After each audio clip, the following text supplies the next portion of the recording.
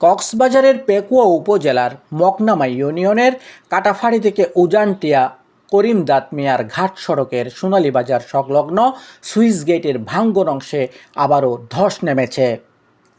আজ দুপুর 2টার দিকে সরজমিনে গিয়ে দেখা যায় জোয়ারের পানির প্রবল চাপে ভাঙ্গন আরও বিস্তৃত হয়েছে।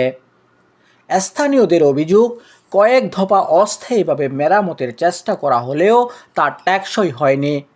ফলে প্রতিটি জোয়ারেই আতঙ্ক বাড়ছে। লবণ মাঠে ইতিমধ্যে পানি ঢুকতে শুরু করেছে।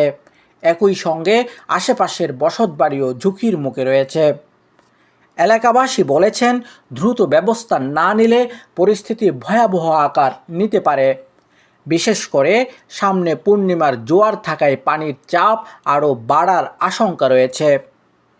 স্থানীয়রা জরুরি ভিত্তিতে পানি উন্নয়ন বোর্ড এবং উপজেলা নির্বাহী কর্মকর্তার সুদৃষ্টি কামনা করেছেন। তাদের দাবি, স্থায়ী ও টেকসই বাঁধ নির্মাণ ছাড়া এই সমস্যার সমাধান সম্ভব নয়। এখন দেখার বিষয়, সংশ্লিষ্ট কর্তৃপক্ষ কত দ্রুত উদ্যোগ নেয়, কারণ প্রতিটি জোয়ারেই এখন মগনামাবাসীর জন্য নতুন করে দুশ্চিন্তার নাম।